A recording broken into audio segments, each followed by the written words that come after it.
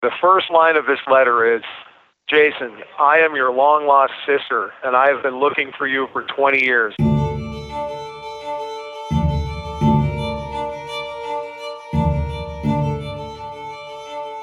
Hello, and welcome back to 1 Minute Remaining. My name is Jack Lawrence, the host and creator of this show. Recently, we wrapped up a story that has undoubtedly been our most polarising to date. The story of Jason Vukovich, the man they call the Alaskan Avenger.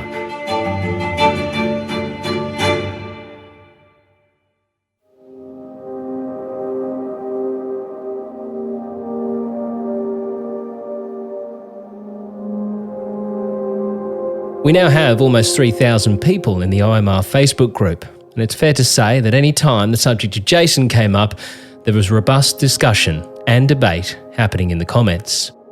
People who were completely on Jason's side, and those who were strongly opposed to not only what he did, but how some say he seemed to justify his actions. There was also others who were on the fence. This is really what is at the core of this show.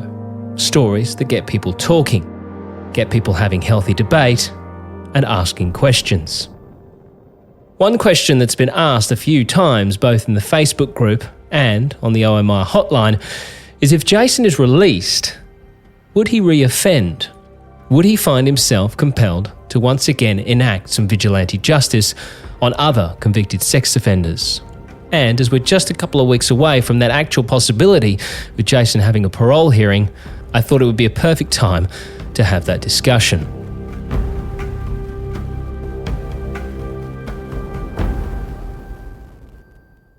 As we know, Jason is in prison.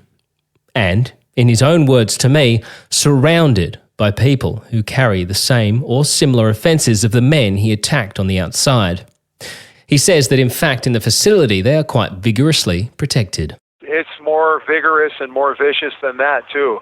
Like they transferred me to the prison I'm in now, and I refer to it as the saturation method. They have them in general population here, so I am surrounded frequently by rapists, child molesters. They're everywhere, and they are beyond protected. And if you even imply anything around these people, basically what's odd is they've set it up where basically the sex offenders and deviants are in charge of the administration and the CO, because they will just drop a note in the box, and then that night the COs will come and take you somewhere if you've said or implied anything to any of them.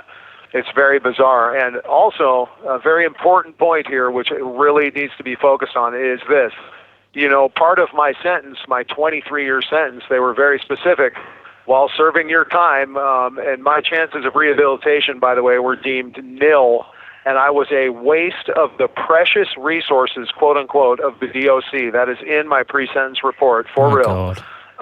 They said I could use this time to medicinally and therapeutically address the underlying trauma in my life. So, interestingly, and I have responses in writing from their mental health department to demonstrate all of this. The DOC says while you're in the DOC, they will provide all mental health services, currently we do not have any resources to provide you any therapy or counseling. Furthermore, I have petitioned and asked them repeatedly to pay for my own teletherapy, or if they would facilitate a Skype encounter once a week, once a month. Denied, will not allow it. So ironically, I'm 47 years old and I am in prison, and they won't allow me to have any therapy, even if I pay for it myself at zero expense to them. They will not allow it. So it's an interesting paradigm, because if you're a sex offender or a pedophile, they certainly have counseling or therapy for you, and within a few years you will be back out in the community as a result of that therapy. First of all, we cannot rationalize it other than one way and one way only, and that is this. I often tell people, if you fly over the state of California and you want to know why Elon Musk built that giant series of buildings, you just look at what comes out the end, and you say, oh, shiny new Teslas. That's what that factory is built for. Look, there they are. Similarly, this system of justice was built with purpose It wasn't built by accident. These rules and these laws, they are not done accidentally. It is with purpose. So there is a reason why, if you are a childhood trauma survivor and it has led to criminal behavior in your life, you literally cannot address it through therapy while serving time. And the reason why is because it is designed and built for you to get out, commit another crime, and come right back and occupy a shelf space in their human warehouse. It is purpose-built for that reason. There is no other way, no other conclusion you can draw. And I am neither a defeatist nor am I a complainer, but I'm living it. And I'm telling you, I have approached this intelligently from every single angle. And the other thing is the high percentage of guys in here. If I do a survey, 70 to 80% burnt with curling irons, raped when he was 8 years old, beaten for 10 years. Most of the people are child abuse survivors, and they've been forced into an environment where it is against the rules to have PTSD therapy because this is not a therapeutic environment. And it just doesn't make sense whatsoever. I mean, most of the men and women I speak to, Jason, they all say the same thing. Prison, there is no such thing as rehabilitation inside the prison. There is just not. It's just not. It's just, True.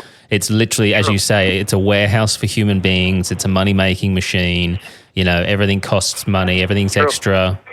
It's a case of just making sure those beds are filled so they can keep making money. It is true. That is 100% true. And I mean, the only avenue that I have seen around this, and there's been some attempts. So I was under a very liberal warden for a very short period of time at the maximum security prison, mind you, where they had me housed the first 6 years of my sentence, even though I've only been in medium security custody the whole time.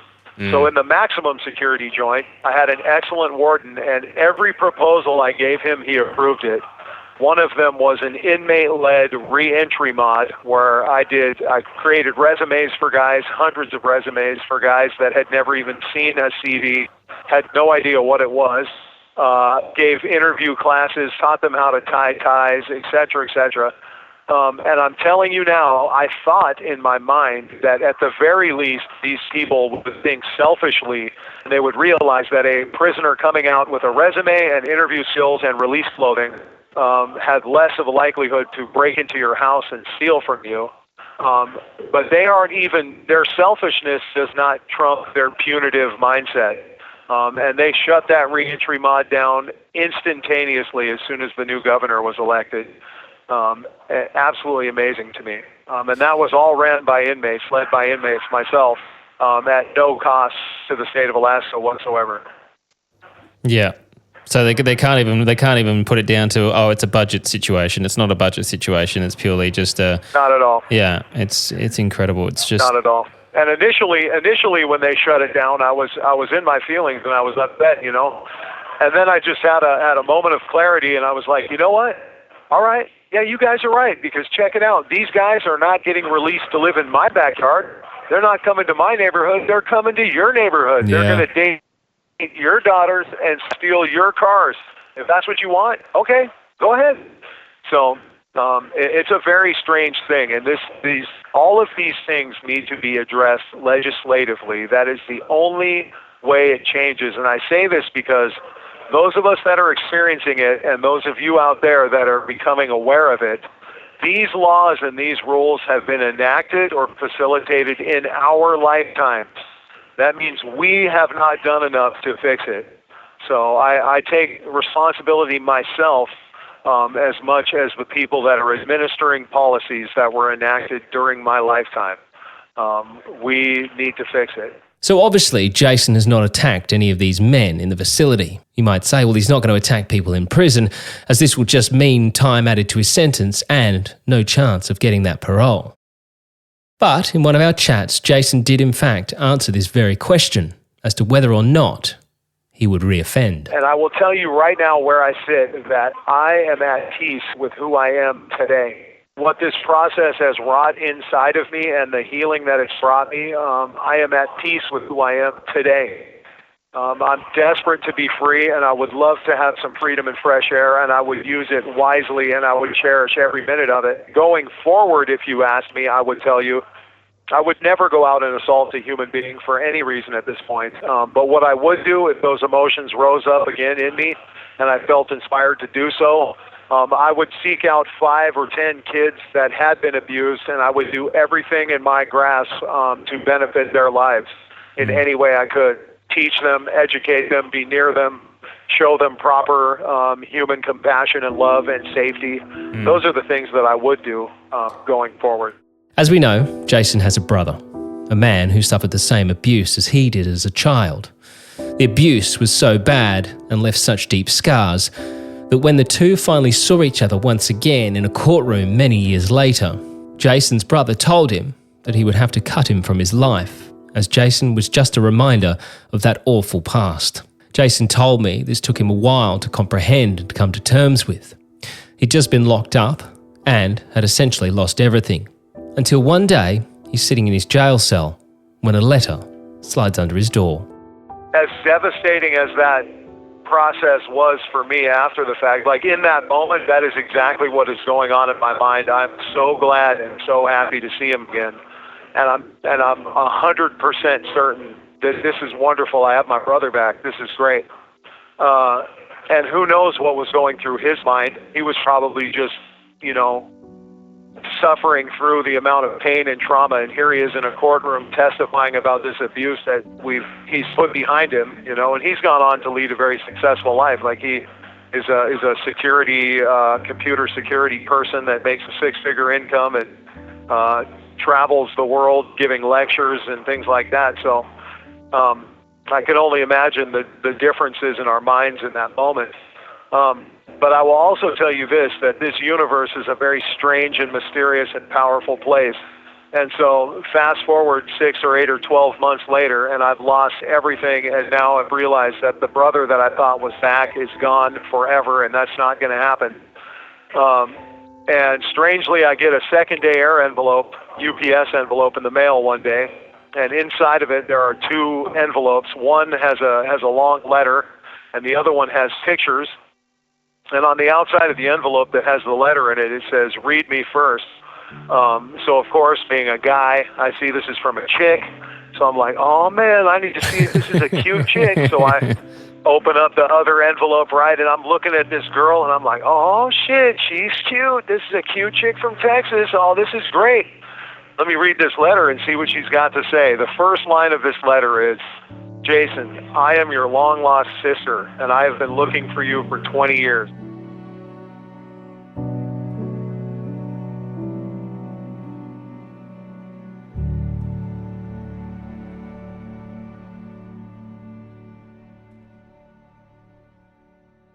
It was just so devastating. Like, I'm tearing up right now because I'm telling you, this universe and this life has asked a great deal of me. It has asked me to give and do things at certain times that other people would not understand, that have cost me greatly, and I've been willing to do that for someone else's behalf. And so for this world or this universe to then bring me a sister, which I didn't even know existed when I needed her, just was absolutely amazing. And I'm telling you now, there was a phone number in there, and when she finally answered, because she didn't answer for 3 days because she didn't know who was calling, she didn't recognize the number, but anyway, when she finally answered, she has been my little best friend every single day since then. It was an immediate connection, and I just couldn't be more grateful to her and just to this life and how it works. Like, in the middle of the worst time, something will come along that will just remind you, that you do have value and that there is something powerful going on here. It was, in fact, Jason's long-lost sister who was the one that helped me get in touch with him. Hey there. Hello. Can you hear me? I've got you loud and clear. Since they discovered each other, Jason's sister has been his loudest supporter and activist on the outside, with an Instagram, TikTok and a change.org petition. Angelina didn't actually know about Jason and where he was until 6 years ago.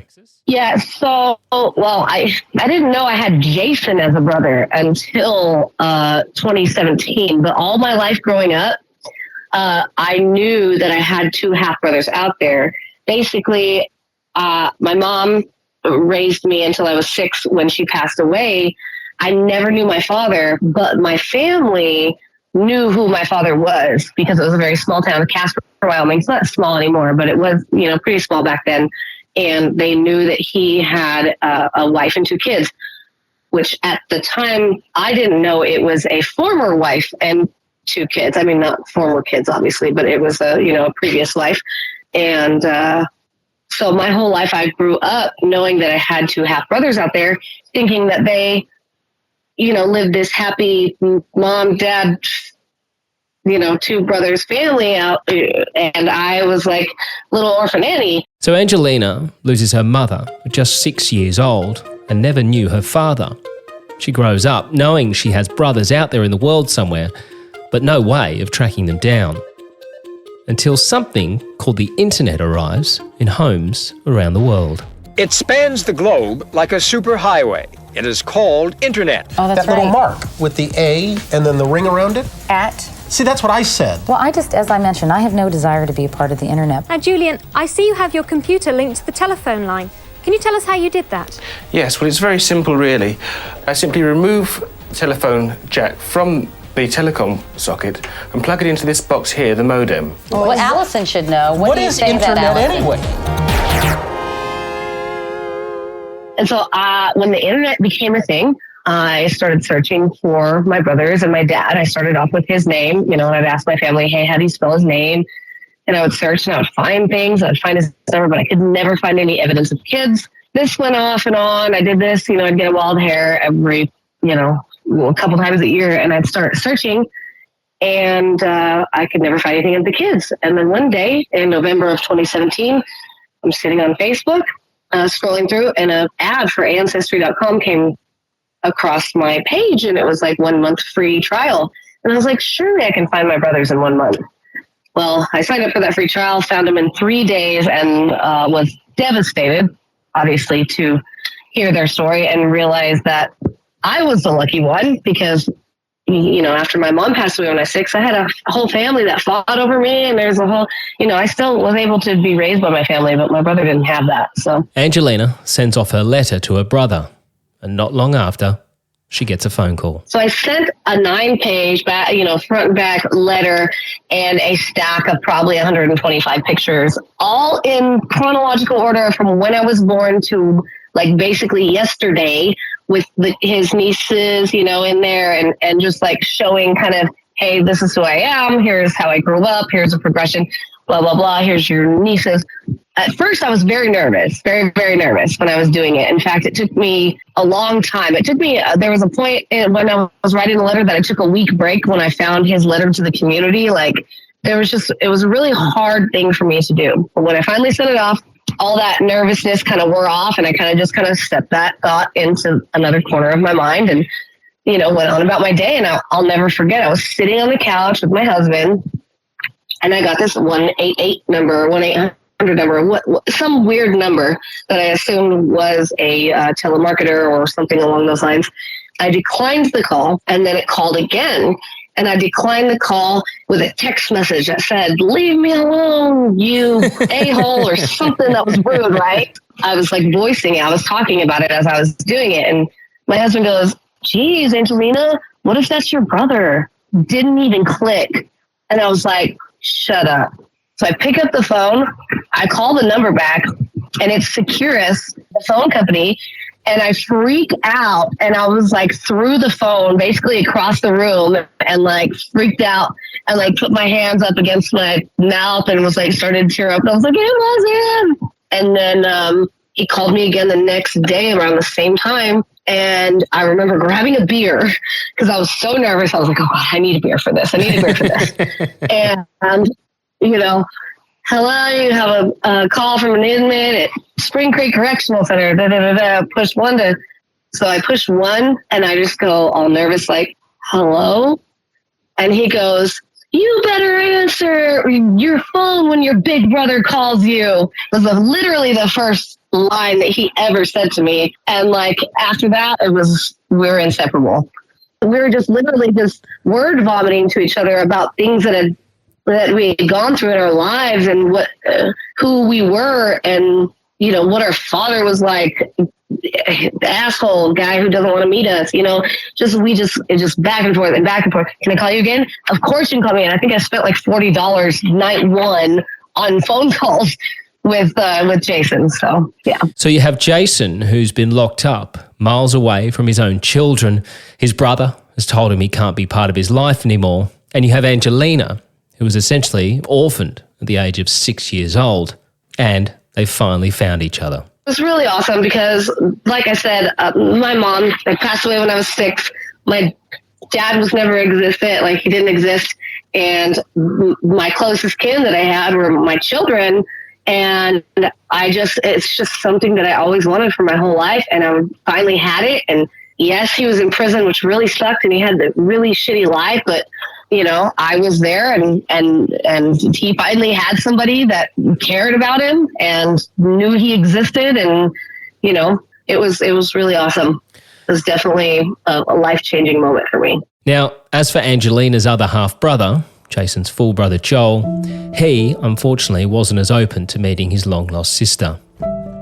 So obviously you found out that you found your two half-brothers. Now, obviously Jason's told me extensively about the situation between him and his brother, their background and them actually not speaking anymore due to that situation. Have you ever had a chance to speak with your other half-brother? So, no, unfortunately. Whenever I found them, you know, through my links and digging and whatnot, through Ancestry and this and that and Facebook, I stumbled upon who at the moment when I clicked on the profile, I thought could possibly be my half-brother, which was actually their half-brother that their mother had with their molester. They had 2 kids after she remarried, and I found him and I said, "Hey, are you my half-brother? I'm looking for my brothers." And he came back, told me where Jason was. I Googled that, of course. And then he said, Joel is a bit of a recluse. It was like he's been through a lot of trauma. He said, let me reach out to him and see if I can give you his information so you guys can chat. And he came back the next day and said that Joel said, no, thank you. You know, at the time, I didn't even prepare myself for that kind of rejection. So I definitely was pretty crushed when he came back with that. I wasn't expecting that because my entire life, all I wanted to do was know what my dad's face looked like and what my brothers looked like and what they were like. They were, you know, my mom had passed away. I didn't have kids. So my nearest blood relation was my father and my 2 brothers.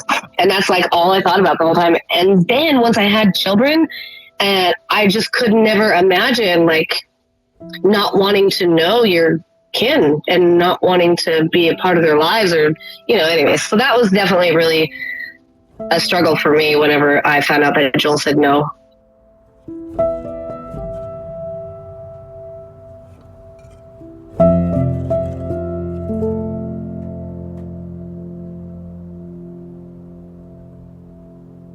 So Angelina's fighting hard to help her brother get an early release from prison. As I mentioned, she has multiple social media accounts as well as a change.org petition, of which you can find the link to in the show notes of this episode.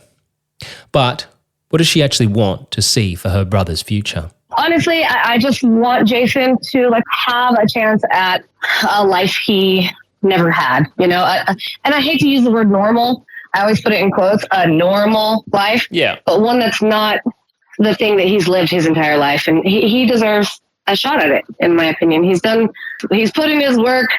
So I super appreciate everything that you've done and all the supporters. Both of us, we can't thank you guys enough. Thank you so much indeed for your help in connecting me with your brother and letting me tell his story. It's been a fascinating, it's a terrifying subject. It's a sickening subject, but it's also something that I think it's a topic that needs to be spoken about more. It's sort of a subject that people try and sort of avoid because it's hard to listen to, but I think it's very important that the discussions are had so that, you know, we can learn from these things and, you know, these mistakes that have quite obviously been made, these circumstances will sadly, they're not going to be eradicated, but I think there needs to be better systems in place for, kids to be able to reach out and people to speak up more if they see. Because I think that was the biggest issue around, Jason's situation, is people just not speaking up and not getting involved and thinking, I think, it's not my place. And then even, down to once it was spoken about and the court system and all that sort of stuff, it just obviously, it all needs to change. Agreed. Thank you so much, Jack. I really appreciate it. This is something that I truly believe in. And I think that the more we spread the word, and the more chance of a change that we can make in the world when it comes to this subject. So you have 1 minute remaining. Well, that wraps us up. But as I mentioned at the start of this episode, we are only now a couple of weeks away from Jason's parole hearing. And I will hopefully get the chance to sit down with Jason at the time and find out the verdict. 1 Minute Remaining is a Mash Pumpkin production. Produced, hosted and created by Jack Lawrence. Editing and sound design by Jack Lawrence and Dom Evans. This show is part of the Acast Creator Network.